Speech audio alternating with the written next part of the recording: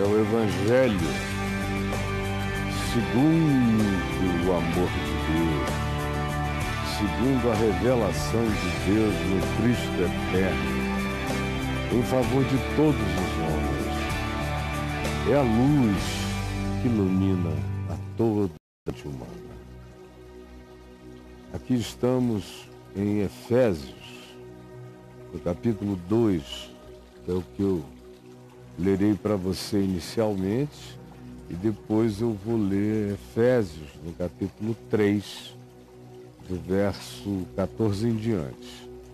Mas começo aqui no capítulo 2, onde Paulo diz a esse grupo de pessoas que moravam numa das cidades mais importantes da Ásia Menor, mais carregada de beleza arquitetônica, de cultura, de bom gosto.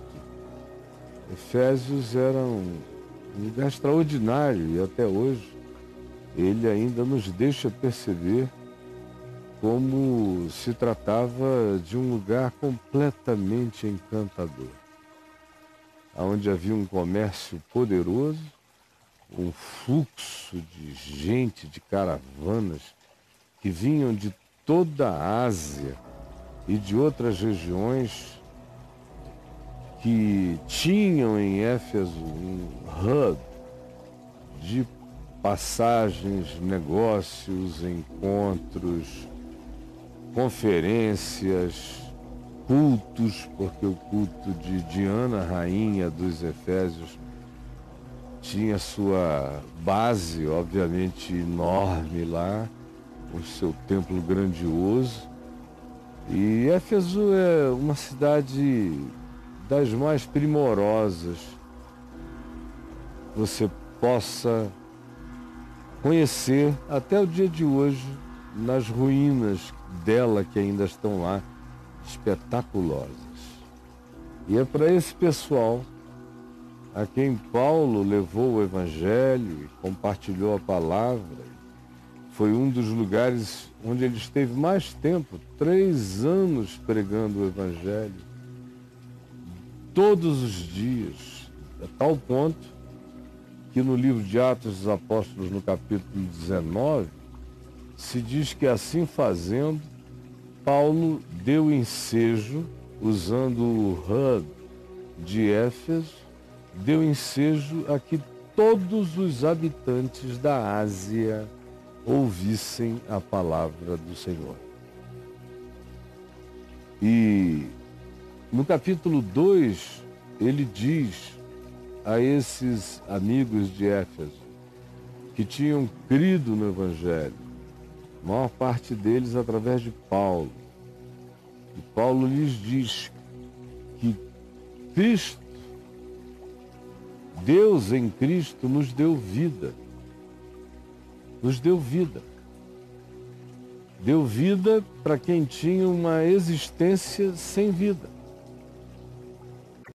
Todos esses a quem Paulo diz que Deus em Cristo lhes deu vida, eram pessoas existentes. Como Paulo mesmo define esse tipo de ser humano, em 1 Coríntios, no capítulo 2, ele chama de homem natural, homo psíquicos. Esse indivíduo que tem vida orgânico-psíquica, mas não transcendeu a alma, não transcendeu as emoções, não transcendeu os próprios pensamentos, a maioria deles produzidos por sentimentos e emoções e não pela razão mais límpida possível. Então Paulo está dizendo que é possível você estar aí em total e absoluta funcionalidade. Você pode ser médico, cientista, professor de física, economista, gari, político, pode ser pastor, sacerdote, pode ser o que você queira. pode ter a função que você tenha escolhido ter ou a você tenha sido dado. No entanto, pode ser que, apesar de toda a sua proatividade, de toda a sua capacidade de ganhar dinheiro, de toda a sua inteligência, você seja apenas um boneco funcional, como Paulo também chama, escrevendo aos Coríntios, quando ele diz, vós sois carnais, ele diz, vocês são como bonecos de carne. Vocês são androides humanos. Era assim que vocês viviam. Pulsões psíquicas e emulações orgânicas. E a isso vocês chamavam existência. Mas essa existência não tinha vida. Não a vida que Cristo trouxe para dar, que é um ativamento de natureza espiritual. Como Paulo diz, em outra ocasião, desperta, ó tu que dormes, levanta-te de entre os mortos, e Cristo te iluminará. Ou seja, para Paulo, se eu não fui iluminado pela luz do amor de Deus no Evangelho, em Cristo, não estou falando de religião, é de espiritualidade, eu estou falando de fé, eu estou falando de se apossar da consciência de Cristo para si. Se não for assim, você está morto. Por isso ele diz, desperta tu que dormes. Porque tem uma dimensão inteira da sua vida totalmente amortecida, cegada. Você não está inteiro, não está completo. Ninguém está, a menos que a gente seja ativado pela palavra do poder de Deus na vida da gente. E Ele nos dê vida no Espírito, para que eu deixe de ser o homem natural, ou homo psíquicos, e passe a ser o homem espiritual, ou homo pneumáticos, como Paulo define em 1 Coríntios 2. E Paulo não está inventando isto. Isso tem a ver com o que Jesus ensinou. O contexto do Evangelho está cheio disso. Mas especialmente quando Jesus convida um determinado jovem homem para segui-lo. E o homem diz, deixa-me primeiro sepultar meu pai.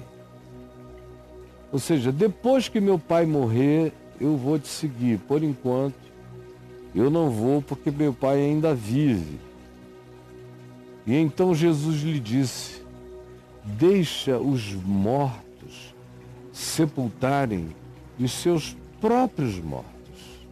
Quanto a ti, vem e segue-me. Jesus usa essa imagem de estar morto e ser acordado pela palavra várias vezes. Ele diz explicitamente isso, que enquanto a esperança eterna que o Evangelho carrega não brota dentro da gente, você pode ser o dono do Facebook, do Instagram, pode ser o criador do Google, pode ser um gênio, pode ter toda a capacidade funcional, racional e emocional em pleno desenvolvimento, mas há uma dimensão sua que não foi acordada. Você está aí há anos, para lá e para cá, mas eventualmente você é um boneco funcional com inteligência cerebral, mas sem nenhum despertamento de natureza espiritual. Eu conheço e encontro gente assim o tempo todo. O mundo é feito disso. Mas às vezes eu me choco quando encontro pessoas com quem converso, bato um papo e percebo que naquele indivíduo não tem uma única emulação de natureza espiritual. Tudo que interessa a pessoa tem a ver com este mundo, com as conquistas da presente ordem de coisas, com o alcance das vaidades propostas. Mas se você falar de algum modo, de alguma forma, em vida no espírito, eles não só silenciam, mas mudam de assunto numa correria extraordinária. Porque eles não têm o que dizer, eles não sabem nem o que é isso. Porque, segundo Paulo, eles estão mortos. Segundo Jesus, eles são funcionais, são como mortos sepultando os seus mortos. Mas não têm vida no espírito. Não foram acordados, não ouviram a voz do Filho de Deus no coração. E Jesus diz em João, no capítulo 5, que aquele que ouve a voz do Filho, do Espírito de Cristo no coração, esse acorda, esse desperta, esse levanta e sai da morte. Jesus diz, para a vida. Mostrando que antes disso ele é todo funcional, só não tem a vida de Deus. Ele tem vida orgânico-psíquica, mas não é alimentado pela vida eterna, pela esperança eterna, pelo amor eterno, pela certeza de ser amado desde a eternidade e de que a sua existência faz sentido no amor de Deus. Ele é só uma máquina solar, mas não é ainda um indivíduo habitado pela vida de Deus no coração, porque isso é algo infinitamente mais profundo do que simplesmente existir. Ele vos deu vida, estando vós mortos, mortos nos vossos delitos, que tem a ver com deliberações, é uma palavra grega que dá a entender algo que é como deliberar. Deliberar e fazer o mal.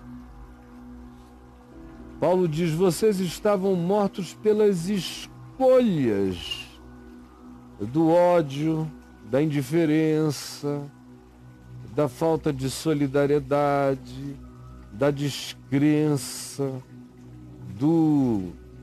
da não-fé, da incapacidade de serem grávidos de esperança enquanto caminham pela vida. Quem não tem essas coisas no coração está morto, porque essas são as realidades às quais Deus chama vida. E o que não é isso pode ser tudo, mas não faz alguém um ser espiritualmente vivo. Ele é apenas um ser existentemente funcional e não passa disso. Mortos em deliberações pecaminosas, paraptoma, cair, que é deliberar, que é tomar a decisão de sair do reto caminho por deliberação, sair para o lado. Estamos mortos, diz ele, em delitos e em pecados, que é o pecado essencial, é o pecado de ser, que é o desvio de natureza indiscernivelmente presente em todo ser humano, de tal modo que mesmo a nossa melhor intenção ainda carrega seu próprio desvio. Nossa melhor motivação ainda vem maculada pela nossa vaidade essencial. Nosso melhor desejo, por mais que nós busquemos que ele seja santo, ainda é produzido pela nossa realidade de seres ensoberbecidos em busca de uma existência que nos remunere e que nos glorie na presente existência, enquanto a gente vive vazio da vida que é, da vida que salta para a eternidade. Ele nos deu vida estando nós mortos nos nossos delitos e pecados. Ele nos deu, é dádiva, é graça, é favor imerecido, é uma intervenção que vem de Deus para o homem. Não é o homem que se acorda, é Deus que o desperta pela palavra, como está acontecendo aqui agora. Tem muita gente sendo despertada por essa palavra que eu estou falando. Esse é o milagre, esse é o poder extraordinário da pregação. Ela tem esse poder de ressuscitar mortos em si mesmos, nas tumbas existenciais de suas vidas, quando ouvem a palavra e acordam-se pela palavra. Do contrário, continuarão existindo mortos. E Paulo diz como e por quê. Deus nos deu vida, enquanto antes nós existíamos mortos andando segundo o curso deste mundo. Nós não éramos gente do espírito, nós éramos gente só da média ponderada da sociedade na qual nós estivemos e estamos inseridos. Éramos apenas bonecos de repetição, de hábitos, de costumes, de obrigações, de morais, de responsabilidades sociais, mas nada da vida de Deus estava sendo emulado em nós, cegos para toda e qualquer percepção espiritual, andávamos exclusivamente segundo o fluxo. Segundo o fluxo, segundo a média ponderada da idiotice planetária. E assim andávamos e já andamos todos nós, e muitos andam hoje e agora, segundo o curso do mundo. Segundo também, e de acordo com, e sob a influência do príncipe da potestade do mal, príncipe deste mundo, não ativados por Deus. Quem foi ativado pelo Evangelho fica livre de andar sob o poder e a influência mediúnica do príncipe deste mundo, das suas induções que nos colocam cada vez mais numa vereda de existência morta. Curso deste mundo, príncipe da potestade do ar, do espírito. Andávamos de acordo com o espírito que agora, nesses dias, todo dia, toda hora, ativa os filhos da desobediência, o curso e o fluxo deste mundo, e são constantemente ativados na desobediência. São filhos da transgressão deliberada. Sabem que não deviam, mas fazem.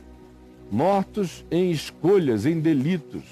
Mortos na essência do pecado, mas sobretudo na escolha delituosa que se faz. Obedecendo o príncipe da potestade do ar e do espírito que está em plena atuação, atuando e ativando os filhos da desobediência. Paulo diz, dentre os quais também todos nós já andamos outrora, até que ouvimos a voz que disse, desperta, tu que dormes, levanta-te de entre os mortos, Cristo te iluminará, até que fomos ativados pela palavra da vida, que nos ressuscitou das tumbas existenciais nas quais vivíamos, enquanto existíamos sob a presunção vaidosa, sonhos da carne, do desejo, do capricho, segundo a imposição hormonal, química, segundo os apelos de busca e de alcance e de conquista do que nos é posto no mundo como troféus da morte a serem conquistados para a nossa glória estúpida. Assim, andávamos também segundo as inclinações, os pendores da carne, do mamífero animal, do predador, desejoso, incontrolável e caprichoso. Sim, andávamos, e muitos hoje ainda andam assim, fazendo a vontade da carne. A carne quer, você dá. A carne pede, você não nega. A carne demanda, você entrega. Fazendo a vontade do desejo, da compulsividade caprichosa e vaidosa. Segundo as inclinações da carne, fazendo a vontade da carne e dos pensamentos. Não é da razão, nem da racionalidade. É a vontade dos pensamentos produzidos pela emulação caprichosa da carne. Tem gente que não tem um único pensamento espiritual. Não tem nenhum. Tem gente que só tem QI, coeficiente de inteligência. Mas não tem o coeficiente espiritual. Tem uns até que aprendem alguns coeficientes emocionais para sobrevivência na malandragem social. Mas sem o discernimento da inteligência espiritual, que só é ativada em nós quando o evangelho bomba dentro da gente. Portanto, existindo mortos, fazendo a vontade da carne como máquinas solares e dos pensamentos emulados pelo desejo psíquico, sem uma consciência superior. E éramos assim, todos nós, por natureza, filhos da ira. Filhos da ira.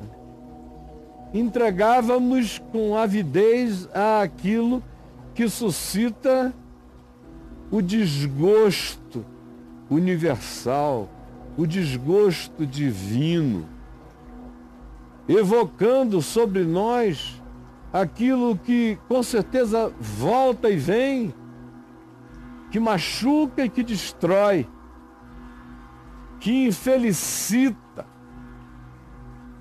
que bloqueia o potencial todo que Deus nos deu e a gente não sabe nem que possui, porque vive morto e precisa ser ativado pela graça de Deus. Paulo diz que o que muda isso tudo é a misericórdia de Deus que nos visita, como está visitando agora. Eu sei que o que eu estou fazendo aqui é revolucionário, está acordando gente para todo lado, vai acordar a gente aos milhares. Porque eu sei o que essa palavra faz, eu sei o que o poder dessa verdade suscita e emula no coração, e sei que ela está sendo dita com todo amor, com toda a graça de Deus, e que ela já chegou até você. Isso é graça. É favor imerecido, é bondade divina, ativando, acordando, despertando, levantando, ressuscitando a gente da nossa morte, dando-nos dimensão espiritual, onde só havia um movimento de mecânica solar, num ente de emulações psíquicas e de desejos e de pulsões, todas elas provocadas quase sempre ou pelo desejo da carne ou pelos traumas da existência. Mas nada além disso, existindo mortos. até que a graça nos vem e nos propõe não apenas a salvação, o perdão, o descanso, a certeza absoluta de que agora em Cristo estamos sendo ressuscitados, levantados da nossa morte pela fé no Evangelho. O Evangelho tem o poder de levantar mortos, de tirá-los das suas tumbas interiores. Pela graça sois salvos mediante a fé. Isto não vem de vós, é dom de Deus, não de obras, para que ninguém se glorie. E a intenção de Deus em nos ativando pela graça e pelo seu amor é nos fazer Jesusinhos, é nos fazer Cristozinhos espalhados pela terra, é nos tornarmos como Jesus, deixarmos de ser bonecos de carne, homens naturais, homens animais, homens apenas psíquicos, e nos tornar seres do Espírito. Esse é o objetivo, é nos tornar semelhança para a prática das obras da vida. Obras da vida, para darmos o fruto da vida no Espírito. Foi para isso que fomos chamados. E enquanto não chegamos aí, continuamos apenas existindo mortos. O interessante, eu poderia falar nisso aqui o resto da minha vida, já fiz isso trilhões de vezes. Mas não é esse o caso. O interessante é que Paulo prossegue no capítulo 3, já não mais no 2, no verso 14, e diz o seguinte: por esta causa me ponho de joelhos diante do Pai. Ele está falando do que Cristo faz, de como a gente se torna a feitura dele, como a gente olha o mundo diferente, como a gente se desinimiza dos homens, como a gente vive agora para ser filho de Deus, fazedor de pontes, reconciliador entre os humanos, derrubador de muros de separação, é o que está escrito. Enquanto a gente cresce, como uma catedral no Espírito, como um santuário do Deus vivo. Não mais apenas como uma maquininha solar, mas agora um ser do Espírito, crescendo em Cristo, santuário dedicado ao Senhor. E ele prossegue dizendo que isso tudo nos é dado para que algumas das riquezas insondáveis do Evangelho se plantem em nós, se manifestem em nós, apareçam como fruto da vida. E aí ele diz, por esta causa, porque isto faz sentido, porque é assim, porque o chamado é esse, porque a vocação é essa. Por esta causa eu me ponho de joelhos diante do Pai, eu busco o Pai, pedindo que isso aconteça com todos vocês, em todo lugar, aonde quer que esta palavra seja ouvida, eu peço que o poder dela desperte, ressuscite, levante, ative seres humanos mortos que agora serão postos em pé diante de Deus para viver a compreensão e o significado do que é ser de Deus do universo. Ele diz, eu me ajoelho diante de Deus, do Deus de toda a criação, de toda a família, de toda a existência, para que, segundo a riqueza da sua glória, está falando do homem morto em delitos e pecados e o que esse indivíduo, quando é alcançado pela graça, pode se tornar. E ele diz, olha, você pode ser tomado pela riqueza da glória. Riqueza da glória. Riqueza dos bens eternos, riqueza das dimensões eternas, riqueza dos significados eternos. Isso vai habitar seu coração. Esse é o meu objetivo. Não era só que vocês se acordassem, mas é que vocês se tornassem aquilo para o que vocês foram chamados. Vocês estavam mortos em delitos e pecados. O objetivo, ao transformar vocês em criaturinhas, feiturinhas, Jesusinhos, Cristozinhos de Deus andando no mundo, é no sentido de que vocês aprendam e sejam tomados da riqueza da glória, da riqueza da eternidade.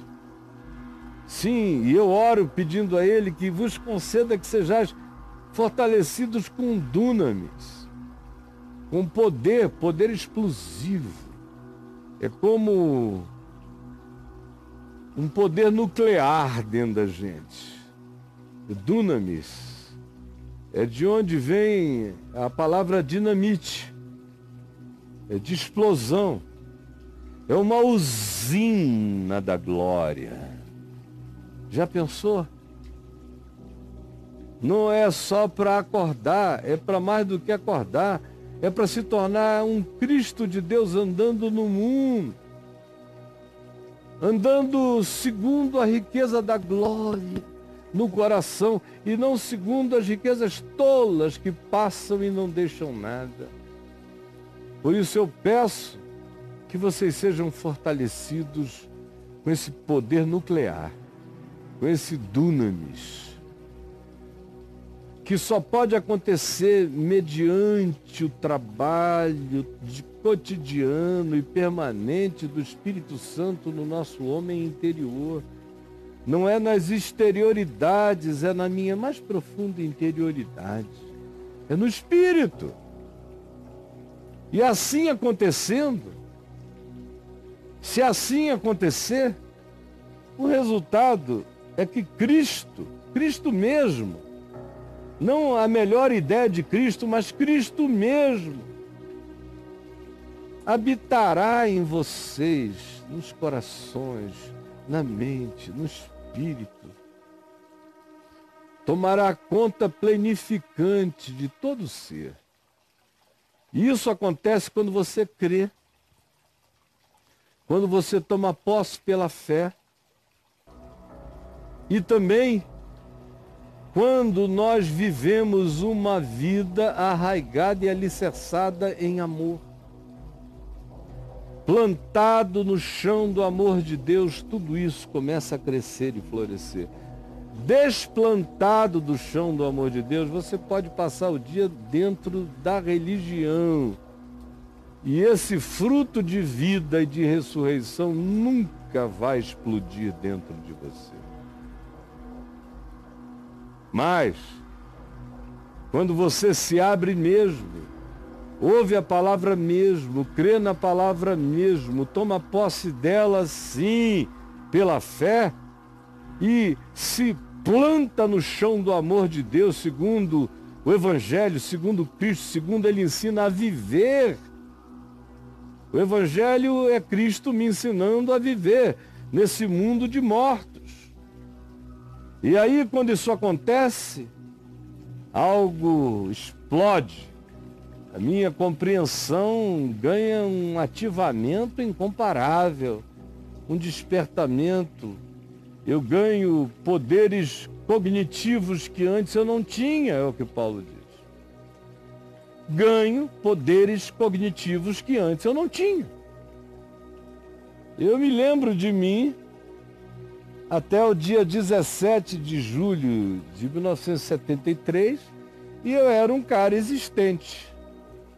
Interessante, comunicativo, me dava bem onde eu chegava, era um cara desenrolado pra caramba, todo mundo gostava de andar comigo.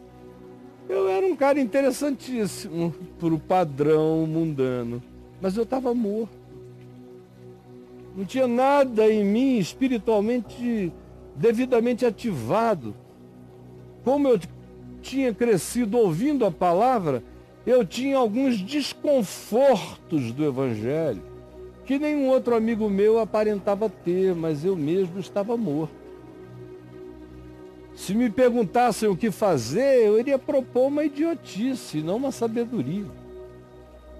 Se me dessem uma escolha, escuta, quer comer essas 3 mulheres ou você não vai pegar nenhuma, porque todas as 3 são casadas, eu ia dizer, desculpem os maridos dela. Façam fila que eu estou chegando. Fazendo a vontade da carne, fazendo a vontade dos pensamentos. Ou se um cara me provocasse, eu partia para dentro, digo, eu me garanto, vou quebrar, vou alejar esse idiota. Por quê? Porque havia um animal raivoso, solto dentro de mim. E não havia nenhuma contenção no espírito, não havia nenhuma luz sublime me habitando. Eu estava morto. E agora, no dia 18 de julho, quando a palavra foi crida e eu disse sim, eu quero, e é para mim, das trevas resplandeceu luz.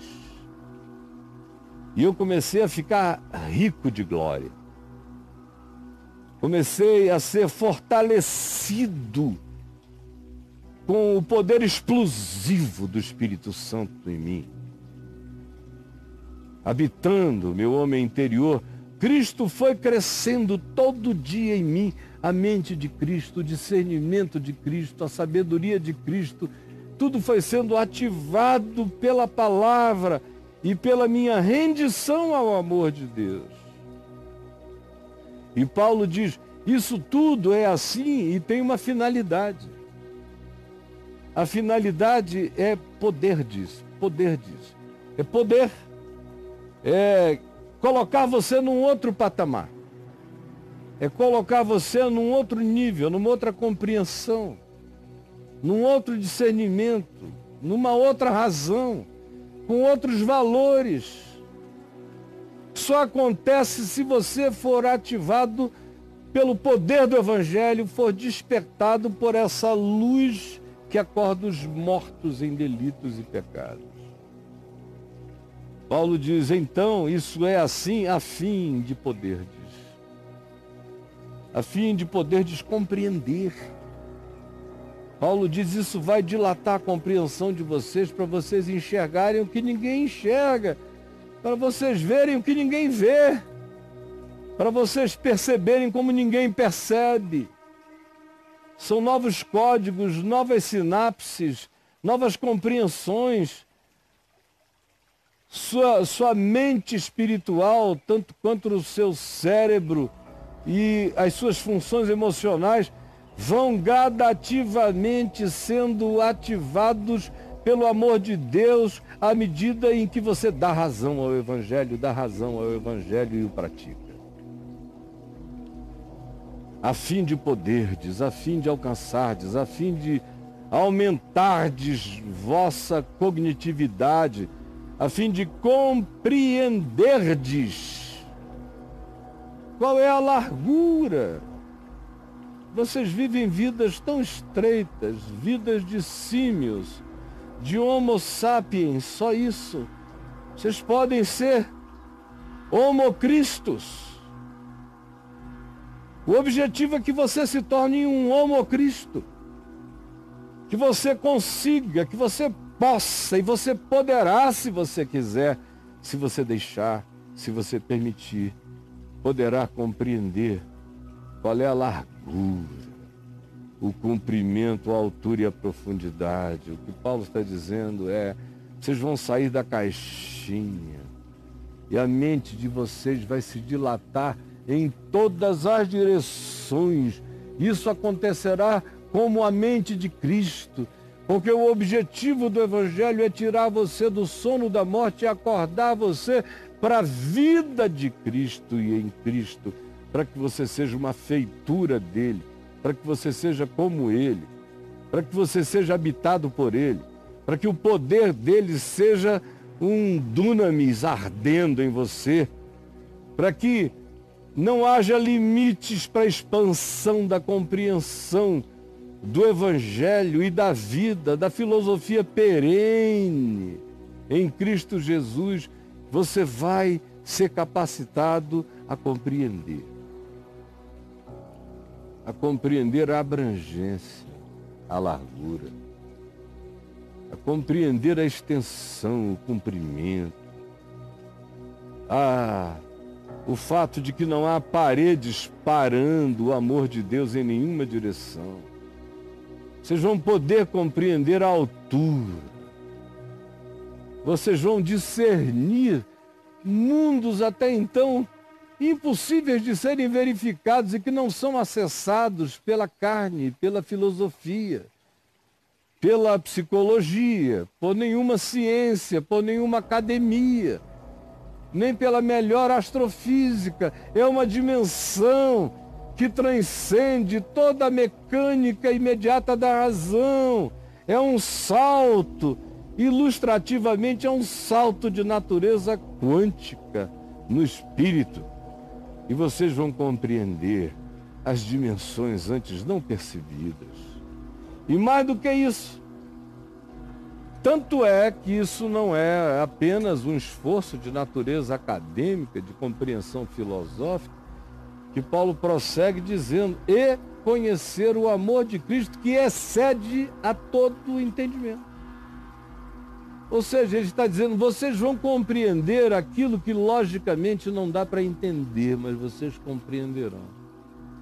Vocês vão transcender a lógica e verão com clareza, inexplicável largura, comprimento, altura, profundidade. Às vezes faltará os códigos para comunicar, mas no espírito você é isso, que você discerniu. E você conheceu o amor de Cristo, que é incomunicável na sua profundidade. O meu melhor esforço é gago para explicar o que está para além do entendimento, que a gente alcança pela intuição da fé, pela riqueza da glória que nos habita, pela presença de Cristo em nós, mas está para além de qualquer racionalização, excede a todo entendimento. E então, nós somos tomados assim, de mortos a acordados, a ressuscitados, despertados, ativados no amor de Deus. Nós somos assim tomados de toda a plenitude de Deus. Você já imaginou o que é isso? O ser humanozinho ser tomado de toda a plenitude de Deus. Imagina só o que vai crescendo nele, na cabeça dele, no olhar dele, no discernimento dele, na percepção dele, as sinapses novas que o amor produz, que a fé produz. Tem coisas que só a fé produz. Tem coisas que só o amor faz acordar em nós. Só a confiança. Você vai se expandindo em todas as direções até ficar tomado de toda a plenitude de Deus. É claro que Paulo, que escreveu isso, não era um cara igual a todo mundo. Onde ele passava, ele era o cara diferente. Aqueles filósofos epicureus e estoicos lá do Areópago de Atenas eram meninos perto desse discernimento, dessa compreensão. Onde ele chegava, ele estava para além de todas as compreensões, de todos os entendimentos, de todos os discernimentos. Ele sabia disso. Ele sabia o que tinha sido feito nele, é o que ele descreve. Ele não está falando de uma teoria, ele está descrevendo uma experiência. Uma experiência extraordinária, acerca da qual ele conclui com as seguintes palavras: ora, aquele que é poderoso, operantemente poderoso para fazer acontecer, infinitamente mais do que pedimos ou pensamos, conforme o seu poder, o seu dunamis que opera em nós. essa bola eterna de fogo que me habita. Ele, pelo seu poder que opera em nós, fará infinitamente mais do que tudo que eu consigo descrever ou comunicar. Em cada um, porque cada um é um indivíduo para ter o seu crescimento segundo o Evangelho de uma forma absolutamente peculiar em Cristo Jesus. Então Paulo conclui dizendo: a ele seja a glória. Seja a glória na igreja, naquilo que é real e de fato o corpo de Cristo. Não é uma instituição, a igreja é gente. Gente que quer crescer assim, que saiu do sono da morte e se levantou para a vida em Cristo. Isso é igreja. A ele seja a glória na igreja, em Cristo Jesus, por todas as gerações, incluindo a minha. Muito obrigado, meu irmão Paulo, porque assim é. E assim será para todo sempre. O Evangelho produz o que nada mais produz, ativa compreensões que nenhum outro poder realiza e acorda você para perspectivas que nenhuma inteligência humana alcança. O indivíduo pode ser um gênio espiritualmente morto na burrice da sua escuridão. Você me compreendeu? Jesus permite que essa palavra chegue assim como uma bomba de vida, como dunamis, poder de erguer da morte, de fazer a luz brilhar nas trevas da mente e nos despertar dessa vida que segue sequências, que segue o fluxo do mundo, que anda atuado pelo príncipe deste mundo, do espírito que atua, que provoca a gente na direção não do amor, mas da desobediência ao teu amor. Ajuda-nos, acorda-nos, desperta-nos dessa morte e traze-nos para o poder maravilhoso da riqueza dessa glória que quer habitar em nós, para podermos poder para além do que podemos, para que alcancemos para além do que seria possível, que é o que está posto como espetáculo de tesouro, de conhecimento, de discernimento e de experiência do amor de Deus, plantados em Cristo Jesus, crescemos em todas as direções, aumentamos e somos tomados de toda a plenitude de Deus. Coloca no coração de cada um aqui essa ambição espiritual, esse desejo de que assim seja e essa decisão de andar assim. É o que eu te peço e eu sei que o teu Espírito está fazendo. Em nome de Jesus. Amém.